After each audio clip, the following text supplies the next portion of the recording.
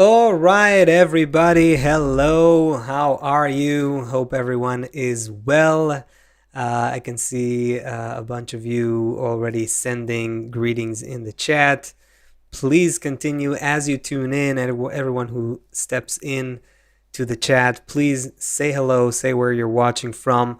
I'm broadcasting to you live from Israel. My name is Joseph, and I'm a senior instructor and creative director for KabU, which is the online learning center for the authentic wisdom of Kabbalah and the wisdom of connection that originates from the authentic wisdom of Kabbalah. So today our topic is complementarity, the portal to world peace. Quite a relevant, pertinent issue, peace, although it seems more and more evasive to the point of impossible, unfortunately, when you look at what's happening in the world today. But we're going to deal with that. We're going to get into what exactly is happening right now, even on this planet, we can say, or in human perception, in human consciousness, and how can world peace be anything achievable, anything close to our daily reality? That's what we're going to get into today. So buckle your seatbelts. We're just about to start in just a few seconds. This is Kabbalah Explained Simply, and here we go.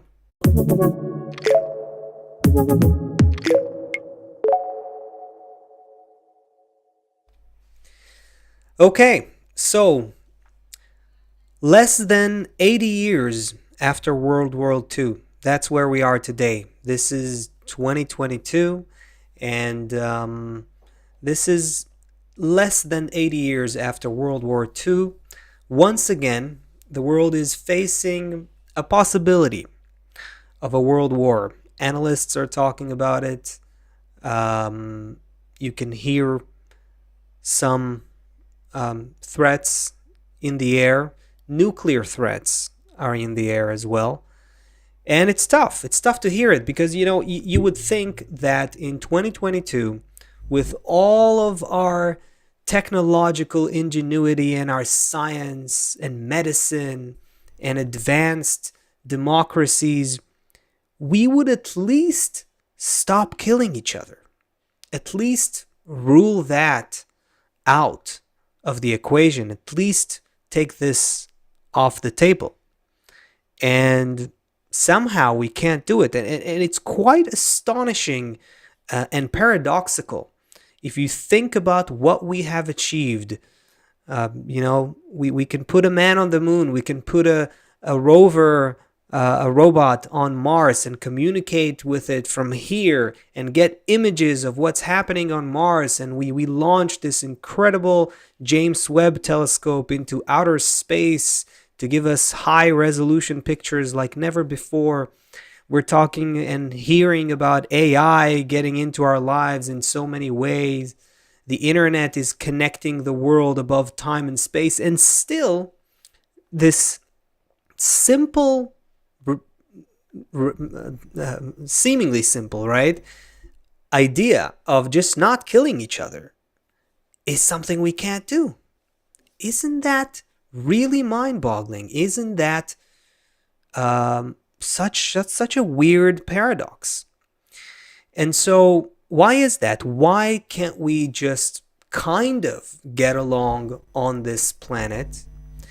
And the funnier thing is, if you can call this funny, is when you think of world peace, when you bring up that option, if you're being serious about it, about global peace, about all of humanity getting along and actually living, coexisting peacefully, it sounds like a pipe dream. It sounds like the most far-fetched, unrealistic, naive, childish idea.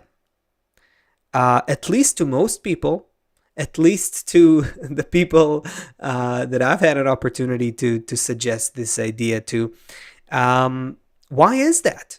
Why is it that we can think about putting a robot on Mars that will land on Mars millions of miles away from Earth and broadcast pictures to us, but we can't even consider seriously the idea of world peace. What is going on with human beings and our ability to get along with each other? And so this is where the wisdom of Kabbalah comes in with a very interesting twist, I would say. A very interesting plot twist in the story of humanity. And let's raise it like this. What if peace, what if the concept of global peace, world peace, what if it feels so detached from us, so unrealistic to us, so out of this world, because it actually is out of this world? Because it actually somehow requires us to journey into another dimension in order for us to actually understand what peace is and realize it. That's where the wisdom of Kabbalah steps in and can give us a completely new perspective on what peace really is and whether and how we can get close to it. So what is peace from a Kabbalistic perspective? Let's take a look at that.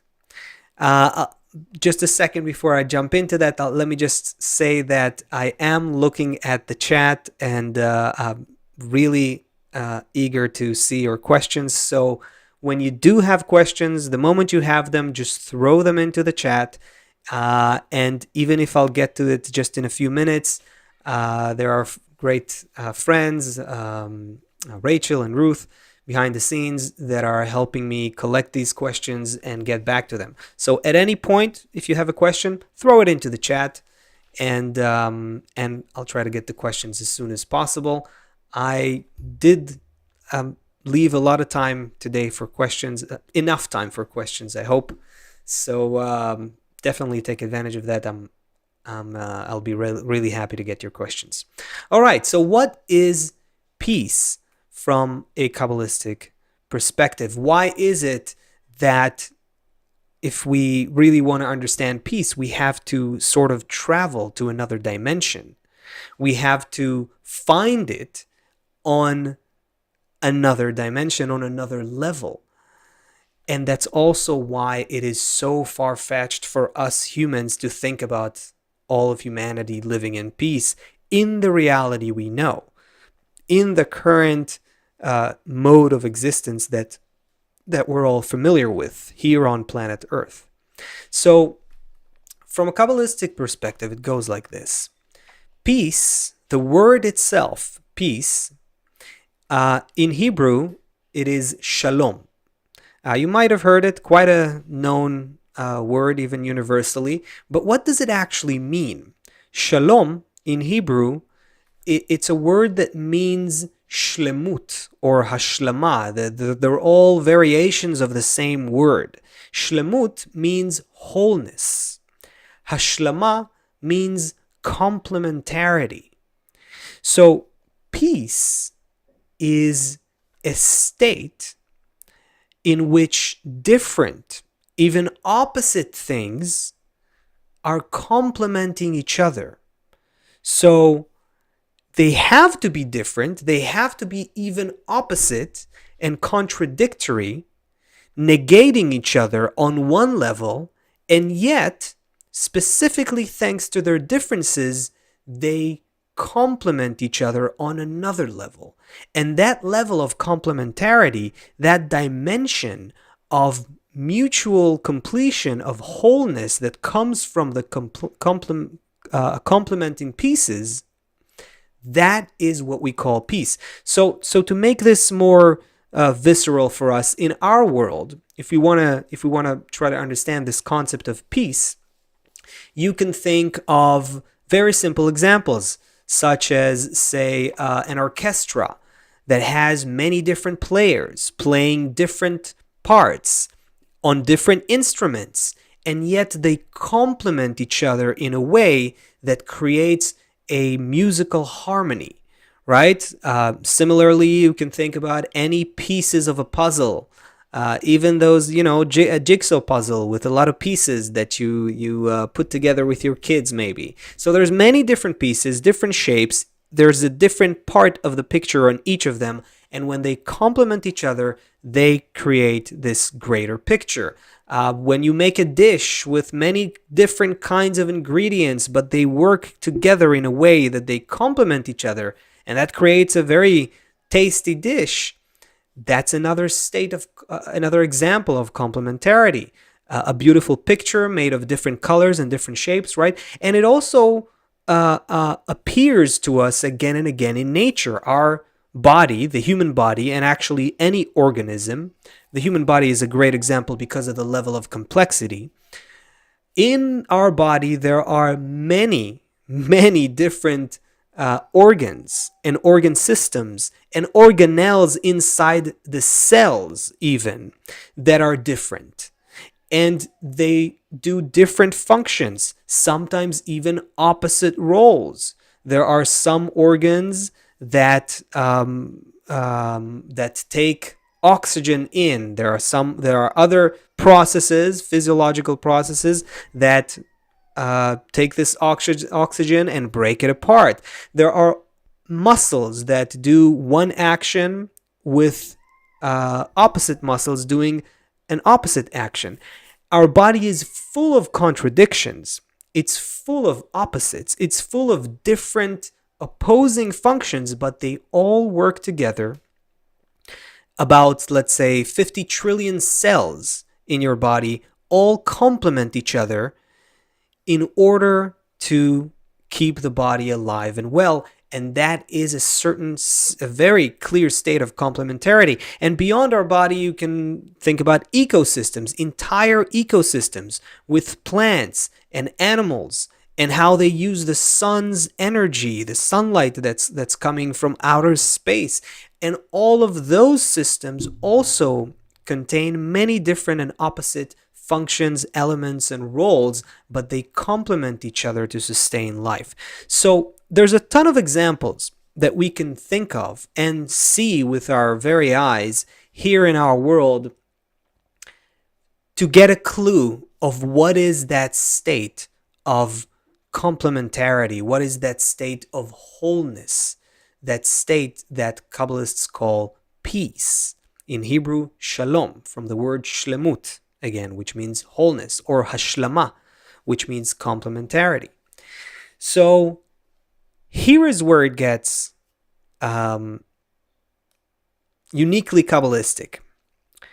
What Kabbalists found is that the reality we are familiar with is not the fundamental reality. The reality that we observe and experience through our five senses every day and every hour, that's full of many different things that happen to us personally, socially, globally, conflicts that arise.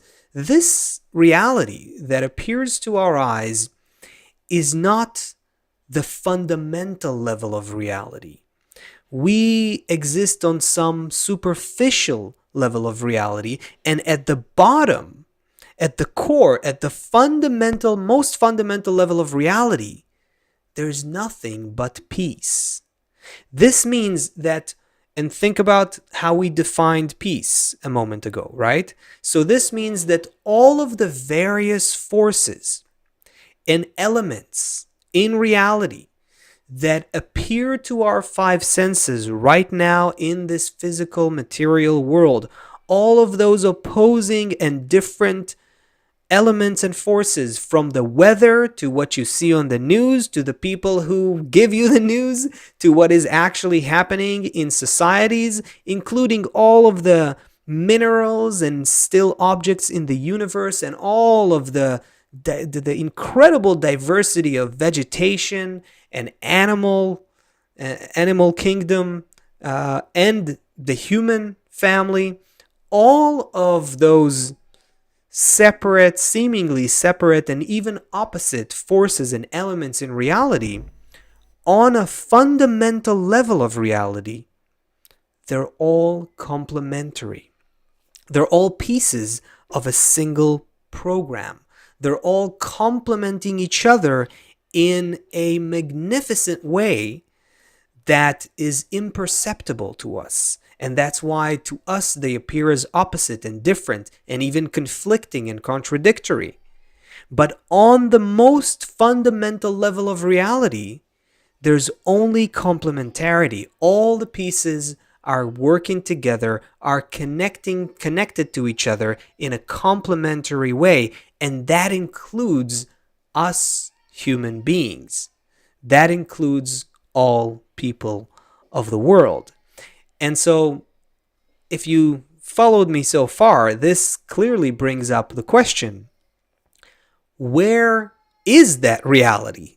If there is a reality of peace at the fundamental level of reality, why don't we experience it? Why is it on a deeper level than where we are? What does that reality have to do with this reality? Why do we have conflict and separateness on our level to the point that we can't reconcile this, even though we have technology and human intelligence and ingenuity and science and medicine and treaties? We somehow can't get to peace, right? And this reality of peace, as we just said, is somehow away from us. So what exactly is that gap? That's what we want to figure out now. What exactly is that distance or remoteness from our reality, which we live every day on planet Earth through our five senses, and this deeper reality of wholeness, of perfection, of complementarity, of peace? So, here's how it works. This reality, hopefully you can, you should be able to see this well. So the reality of peace and wholeness, I drew it here as a circle, and this circle is full. It's all filled with wholeness. There's just one single reality of wholeness, oneness, complementarity between everything that exists. And the reality that we know and feel is this reality, which I called shattered. It's a shattered reality where there's no wholeness, where there's a lot of conflict, and all the pieces seem separate. So, what is going on here? Is it the same reality? Or these are two different realities? What are we talking about? So the gap, the remoteness, the difference between these two realities is only a difference of perception. The triangle here represents the letter delta, which implies, in mathematics, typically, it implies difference. It implies the delta, the difference, the gap. Not necessarily a gap in terms of distance, right? But just a difference, a different form, an essential difference. And so the difference, the essential difference between the reality of peace and the reality of shatteredness is our perception or our consciousness. Meaning that right now, the reality that we feel here, it's the same reality, except that we perceive reality through a shattered perception or a shattered consciousness, if you will. This shattered perception renders a reality that appears to us as many different opposing elements. So we all perceive and live in this shattered version of the true reality. So the true reality or the peaceful reality is not somewhere on Mars, right? It's not some place we need to go to. It is a state that we need to be in. Reality itself is already there, but our perception of reality is what determines how we experience everything. And so this shattered perception that we have right now, this shattered perception renders, again, in front of us a picture of everything that we call actual reality. That includes our bodies, our personalities, all of matter, time and space as well. So time, space, and matter, and everything we experience within these constructs isn't the fundamental reality. It is a shattered version of reality, which is in fact in itself above time, beyond time and space, and non-material. That's where the true peaceful state of complementarity exists. So why is it then? Why do we have a shattered perception? How and why did this shattering of consciousness take place? What is going on here? If we understand this general model that Kabbalists explain to us, that we simply don't know the true nature of reality, and the kind of reality that we're in right now is a result of a shattered perception, then where is that shattered perception coming from and why? What is going on here? This takes us another step forward. And again, any questions you have, throw them into the chat. I'd love to take them in just a few minutes. So go ahead and send your questions. All right.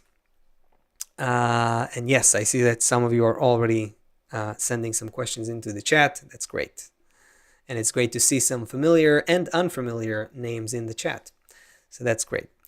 Okay, so what is going on here? Why do we have a shattered perception of reality? How and why did this shattering of consciousness occur? So Kabbalists discovered the following structure. In the initial state of creation, in the initial state of creation, which is above time, above space, beyond matter, there is no conscious observer in that initial state. This means that there is a wholeness, but there is no one to perceive the wholeness.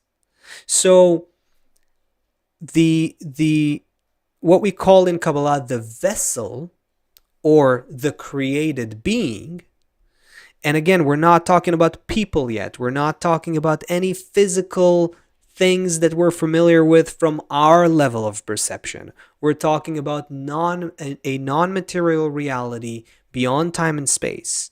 So the vessel, the created being that was created in order to experience the wholeness of its creator. And creator, or you can call it creator, you can call it God, you can call it the collective force, you can call it the governing force of nature. Kabbalists say it's all the same. Baal Sulam, greatest Kabbalist of the previous century, specifically writes in his article called The Peace, by the way, that nature and God, or the creator, are synonymous. They even have in Hebrew the same numerical value, which is it's called gematria. It's a certain form of documenting spiritual states, or the content of spiritual states. We're not going to get into this now, but for those of you who are interested, that's where it comes from. So when we say this governing force of nature, which is a force of wholeness, its own quality is a quality of oneness, a quality of perfection, a quality of complete and total connection, connectedness and oneness. That unity, that oneness, had to create a vessel to appear in. But in the initial state of creation, all of that wholeness is not perceived because there's no one to perceive it. The vessel or the created being that was created is still not independent, not aware, not conscious. And so you can think about it like an embryo in a womb, right? So the embryo is there, the womb is enveloping the embryo, and the embryo is getting everything it needs, and everything it doesn't need is taken away from it, and there's waves of love and warmth that are enveloping that embryo in that loving womb. But none of us remembers how it was like to be an embryo in a womb, right? Not a single one of us remembers it, and each and every one of us was there. So what's going on here? The embryo has no consciousness, and that's very similar to the state of creation in this initial state. There is no conscious perceiver. The vessel has no awareness and no independent consciousness yet. And so the only way to create a conscious observer that will perceive the wholeness, the oneness, is to first push that observer outside of the wholeness. In other words, to push the embryo out of the womb. So, in order to perceive that wholeness, there has to be a perceiver that stands, so to speak, not physically, of course, spiritually speaking, but that perceiver has to stand outside of the wholeness. So there has to be a consciousness created that is outside of wholeness, outside of oneness. Now, what does it mean outside? We're not talking about physical distances here. We're talking about spiritual distances, non-material distances. Non-material distances are not measured in meters or miles. They are measured in equivalence or inequivalence. Kabbalists call this equivalence of form or disparity of form, inequivalence of form. And so this means that in order to create a conscious being outside of the wholeness, it means that this conscious being has to be opposite in quality, in form, opposite to the wholeness. In other words, shattered. And so the shattering is actually where consciousness begins. Look, this is a little bit paradoxical to digest at first, if this is the first time you're learning about this model. This means that what we have in our world, this perception of separateness, where everyone and everything look like individual objects, and different animals and different plants and different humans with different opinions who even go to war with each other. This shattered experience of reality is actually the precondition for consciousness. This shattering is where consciousness can begin, is where independence can begin. The wholeness, the oneness of nature, of the governing force of nature, cannot be perceived without an independent perceiver that is outside of that wholeness. And so that is what was created in this spiritual condition of the shattering. And so we live in a dimension of shattering. We live in a reality where everything we perceive is shattered to begin with. And so in the same way, the dimension of peace and wholeness can only be perceived from within the shattering. So let's go to some source quote. This is from Kabbalist the Rabash. He was actually transcribing the words of his father and teacher, Baal Sulam, the greatest Kabbalist of the previous century, which I mentioned earlier. And so let's just read these two paragraphs. This is from an article from a book called Shamati. Shamati in Hebrew means I heard, because he heard all these words from his father and teacher. And this is article number 34 in this very special booklet called Shamati. So let's just read two paragraphs here. It is known that nothing appears in its true form only through its opposite, as the advantage of the light from within the darkness. Meaning nothing can appear to us because we are created beings, because we are in the initial state of creation, we had no consciousness and we had to be shattered. This means that anything that we're going to perceive from this state on is always through opposites. That's why our perception works this way, because of our shattering, which is opposite to the initial state. As the advantage of light from within the darkness. Meaning, just like we can't tell light without darkness and the other way around, anything in our perception is always a result of two opposites. It's the only way for us to perceive anything that we perceive. This means, he continues here, this means that everything points to another. And by the opposite of something, the existence of its opposite can be perceived. Hence, it is impossible to attain something in complete clarity if its parallel is absent. For example, it's impossible to estimate and say that something is good if its opposite, pointing to the bad, is missing. It is the same with bitterness and sweetness. Right? Sweet has no meaning without bitter, and the other way around. Love and hate, hunger and satiation, thirst and saturation, separation and adhesion.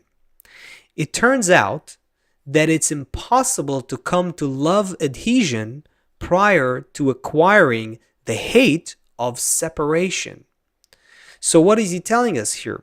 He's telling us that the only way for the created being to achieve the wholeness of nature, the oneness, the harmony of nature, or the creator, however you want to call it, same thing in Kabbalah, the only way for us, the created being, to experience that is to come to it from the opposite state, just as anything else that we perceive. By the way, all our senses work that way. All our measuring devices work that way. Any kind of digitized meaning in our computers and in the virtual world is ultimately the additions of ones and zeros. We cannot perceive anything without two opposite ends. Meaning is held between two opposites for us. There's no meaning to love without hate. There's no meaning to good without bad, and so on and so forth. And everything in between could be a whole spectrum, like all the spectrum of colors between, let's say, black and white, but they cannot be perceived without these two extremes. So any meaning comes from the delta between opposites. That's how our perception is designed. And that's why the dimension of peace and wholeness can only be perceived from within the dimension of shattering, which is where we are now. That's why we find ourselves in a reality that feels like a material world, where it feels like we're completely separate. Each of us has their own body and personality and life story and so forth, and there's other 8 billion individual beings that are separated from me, and all of us are in a world where there's all kinds of forces and animals and plants that are also different from us. All of it feels separate to us. And that's why it's impossible for us to truly get along with each other on this level of reality without rising to a higher level of reality without rising back to this level of consciousness. To put it differently, correcting our shattered perception and achieving world peace in our world, in our existence with other human beings, these two things are intertwined. And that's why we will never find peace in our world without rising to that higher level of consciousness. And the other way around, we will only get closer to peace when we ourselves, our consciousness, our perception, comes closer to complementarity, peace, wholeness. All right, I'll stop here and go to some questions, and then we'll continue. So let's see why we have here. Okay, great. David Mancini, a dedicated student. He's a dedicated KabU student, I should mention. By the way, if you're watching this and you're not a KabU student, this is the opportunity to learn about KabU. KabU, as I said in the beginning, is our online learning center for teaching and sharing the authentic of wisdom of Kabbalah with the world. And we're doing our best to do it in a very easy, accessible, step-by-step kind of manner, in a way that is affordable to everyone. We're a nonprofit. We really want to share this wisdom, which we believe can really make all the difference in the world and make your lives better. So if you're interested, check out KabU. Rachel, Ruth, whoever's available to do it now, it'll be great if you can throw a link into the chat so that people who are interested can check it out. So that being said, our dedicated KabU student, David Mancini, is asking, is the shattering something that happened in the past, or is it happening now? Great question. Not a simple one, because you're taking us into a discussion of what is time, right? And it's very hard for us to talk about it because every word we say is in the dimension of time. Spirituality is above time and words do not exist there. And so we're kind of discussing something that can't be discussed. But I'll try to give an example as best as I can.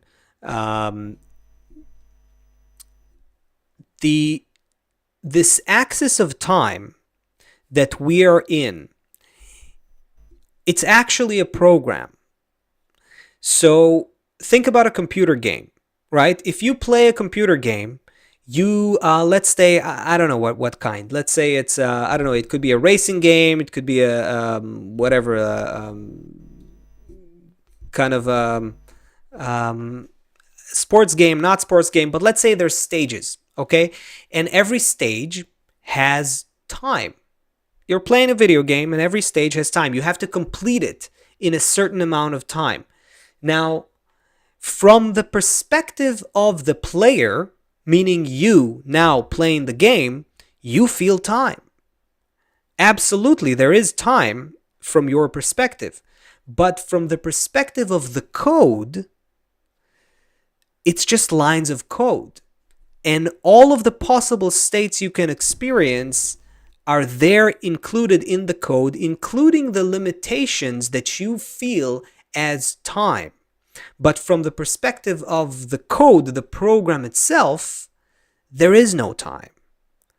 So you can take the whole code of that video game that you're now playing, and you can look at all of it if you're a programmer and you understand it, and you have access to the code, because a code is also coded unless it's open source, right? So if you're a programmer and you have access, you can look at the entire code. So from that perspective, you're looking at the whole of reality beyond time. If you're a player, you're playing and you feel the pressure of time. So, and you can actually be both. You can be both a player and a programmer. So, okay, I hope that gives you some sort of perspective. So what is the shattering in that respect? The shattering is like a built-in condition. We think about it as time, right? I showed you 3 states, and it's intuitive for us. Let me show it again. It's intuitive for us to look at it as time. This happened first, this happens next, and this happens at the end. That's right. That's how it appears to us. That's how it's most intuitive for us to look at that. But the truth is, all of these states are one. All of these states are the program of creation. If I were to put a title on top of this whole model, I would call this the thought of creation. Kabbalists call it that way, the thought or the program of the whole of creation from its beginning to its end. Yes, it has an end. So this whole thought is already completed, but we as players are playing it out right now, are experiencing it. Okay, so the shattering is a condition that was built into the created being, allowing it to be conscious. That's why we perceive it as something that happened before us. But it's not before us. It's just more fundamental. There's no time in spirituality as there is in physicality. There's rather cause and consequence. So the shattering is a cause of our current perception of reality. It exists right now at the foundation of your being.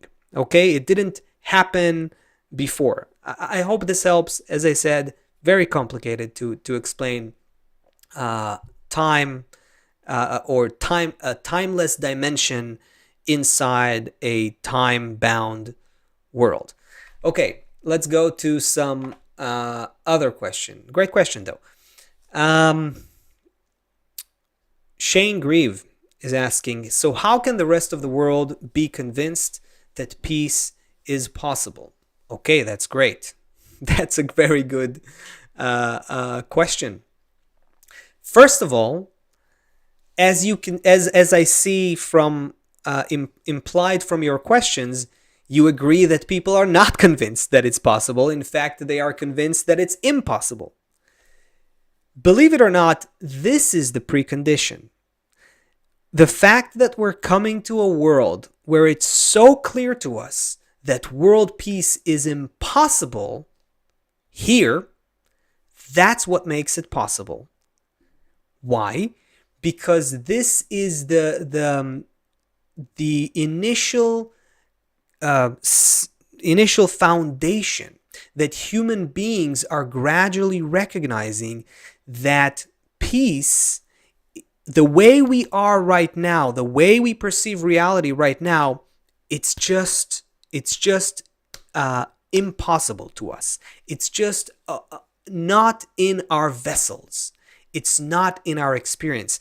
That is the initial state that will lead to us later on recognizing that we have to go through a transformation. Peace is possible when humans learn how to transform themselves. That will gradually become an inevitable reality. There's more to say on this, Shane, and I will. Let's just see what other questions we have, and this is an important point that I still, in the time we have left, I would love to expand on it. So let's take a look first on what other questions we have here. So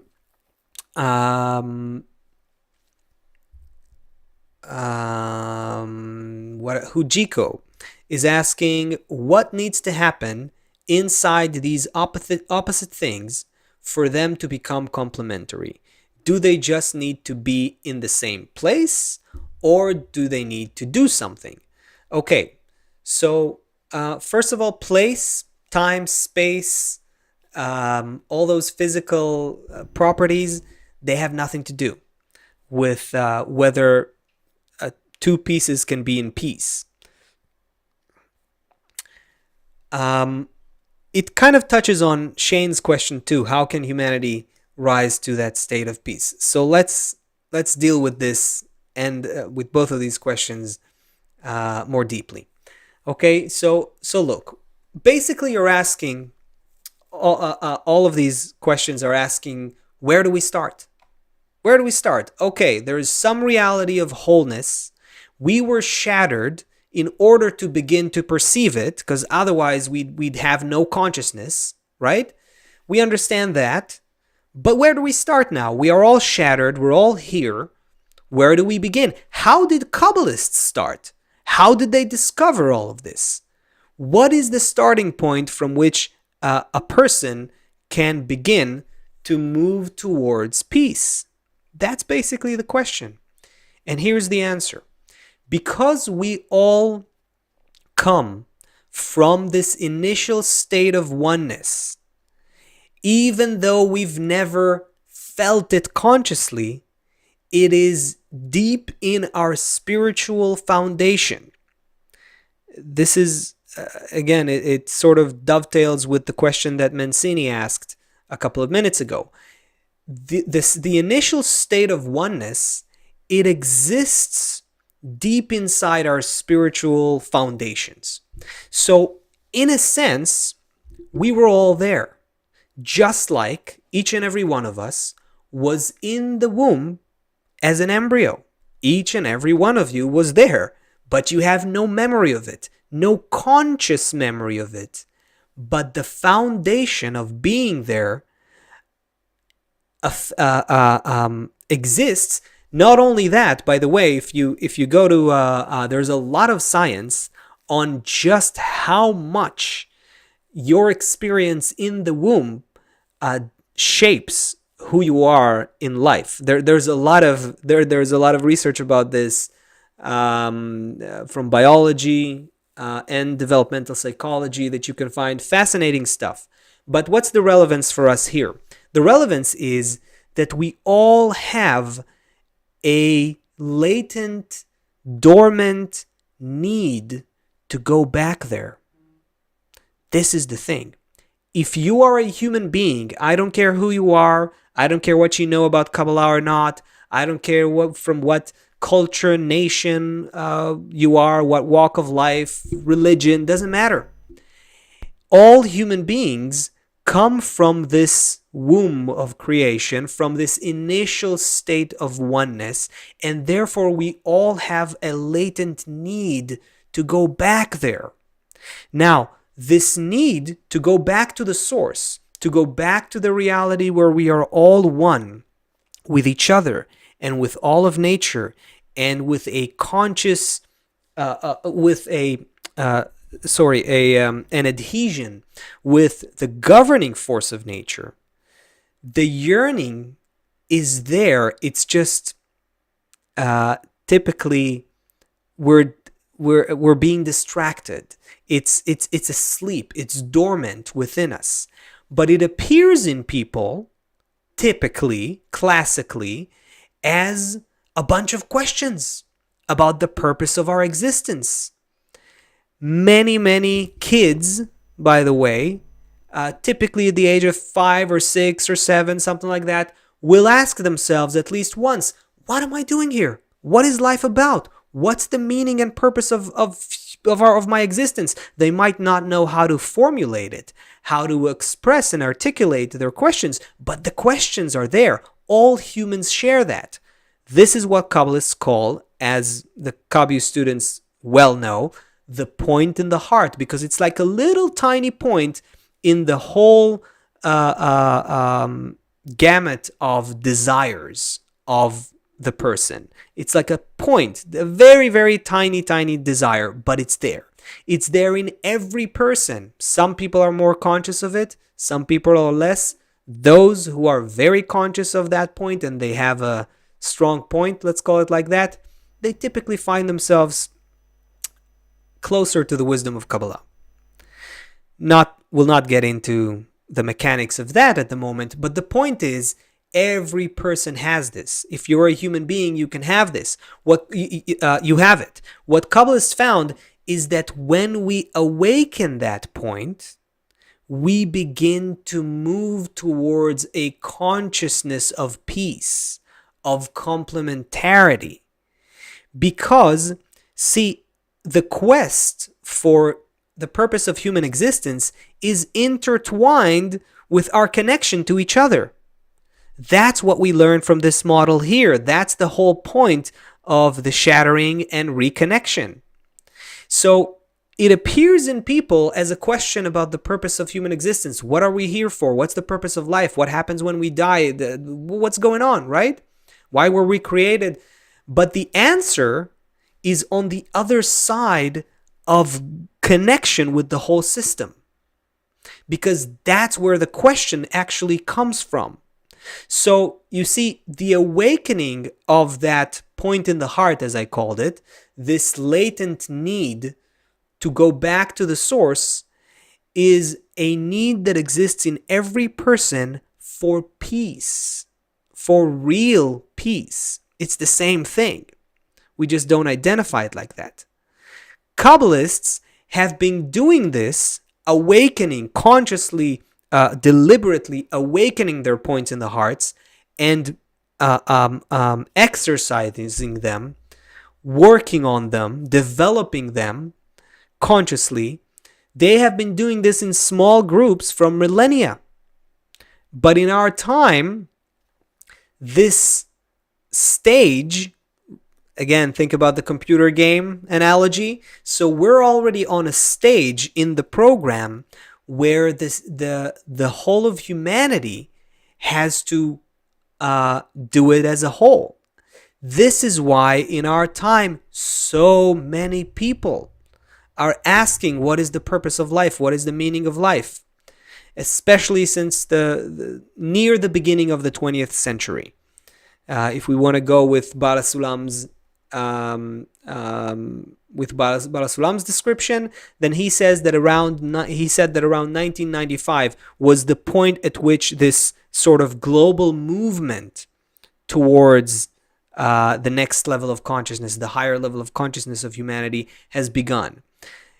And it is interesting that from this point, more or less, two things have happened. One, an explosion of people, also an explosion of interest in Kabbalah, but generally a lot more people became freer to think about the meaning and purpose of life. So the point in the heart awakens in many people, but also what is gradually happening is that the world is gradually becoming globally interdependent. So nature's program is gradually pushing us to that state. So to answer Shane's question and Hujiko's question and other some of the others here who asked similar questions, nature is gradually, the program that we're in is gradually pushing us there. But how fast and how good the experience of rising to another level of consciousness will be, that's up to us, because we have something called free choice in the process.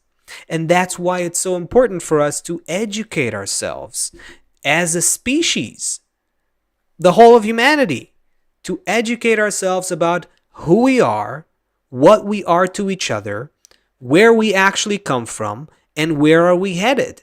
Because the sooner this quest for purpose awakens in more and more people, the sooner they awaken, these points in the hearts awaken. And even if they're not strong and bold points in the hearts like those of the Kabbalists, even if they just want to live in a better world, but they recognize that there is something separating us from it, that itself is sufficient on a massive level, on scale. When we're talking about humanity en masse, we don't need a consciousness as if is distributed. And so we don't need to all the people to be Kabbalists. We do need the need for life's purpose to somewhat awaken in people, a little bit. And it's happening gradually. And the world is also becoming gradually interconnected and interdependent across the globe. These two conditions gradually push us to a state where complementarity between us has to materialize in our world. It's inevitable. Now, Will it happen as a very difficult, painful, excruciating transformation, and will we need more world wars to recognize it? Or can we educate ourselves about it and move towards the state of peace, the consciousness of peace in advance? That's up to humans. That's up to us, and especially those who already feel that point in the heart and can do something about it. Meaning, move themselves towards unity, towards peace, towards that conscious state of wholeness, and possibly even educating others about it in a loving way, with no coercion, with no pressure, because every person ultimately has a point of free choice. Think about all of humanity as like cells in 8 billion cells in the body of the human family, right? Each and every cell has to feel this transformation to some extent. It has to feel the awakening of this consciousness of peace to some extent, meaning that even if you're the last person in the world, you will still have some level of free choice. That's also why the wisdom of Kabbalah and Kabbalists have been very persistent and insistent on this, that Kabbalah cannot be pushed onto anyone, like a religion, for instance. Rather, it can only serve people as an educational method, and it's up to people how much they take it and embrace it or not. One way or another, whether people will call it Kabbalah or not, connection, complementarity will become the one challenge for mankind. We're living in a time where things are just about to change. That's kind of where we are today in the 21st century. We're at the moment where everything needs to change direction, from hostility and belligerence towards each other and seeing life and human existence as a constant state of conflict, to a new awareness that we're one single species interconnected across the globe, connected with the other levels of nature. The whole cosmos is one thing, and we have to align our consciousness, our hearts, with it. That moment of change is happening now. That moment of transition is happening now. It's a huge transition, though. So this moment could also take years. But that's exactly where we are. Kabbalists have been writing about this for a long time, and it's not because they're fortune tellers. It's just because they look at the program. They observe the program, and they can identify more or less when this global stage begins. And it begins now. I'm going to have to conclude at this point. I really thought I'll have time for more questions, but those that I got here were so good that I hope that this actually helped others who asked questions that were maybe similar and we couldn't get to your specific questions. So I'm sorry for that. We are continuing this into a Q&A session with the KabU students. So if you're a KabU student already, then you've received a Zoom link. That's where I will be in just a minute from now, and we'll go into a Q&A with you, all the KabU students. If you're not a KabU member yet, you can. I think you can register pretty fast, and maybe even do it fast enough to participate in our Q&A session. In any case, I'm sure Rachel or Ruth will post the relevant links in the chat. There's maybe also a link in the description, which is the text right below the video. We will have to stop at this point. For everyone who is not continuing into the Zoom, I want to say all the best to you. Thank you very much for being here. And just the fact of us connecting our consciousness, our point in the hearts, for even just a brief moment here together in this broadcast, We are making an action of correction of human perception. We're helping the whole of mankind because we're all connected. All of humanity is a single network, and we're all like shattered bits of consciousness. So even when just a few are moving somewhat, a little bit, towards the state of complementarity between us, towards the state of wholeness between us, by that we move the entire system with us. So the world needs that. The world needs peace and complementarity between us, awakening our desire to go back to the source of creation is the way to do it. So thank you all for being here. I'll catch the Kabbalah students in the Zoom in just a minute. My name is Joseph, and this was Kabbalah Explained Simply. All the best, everyone.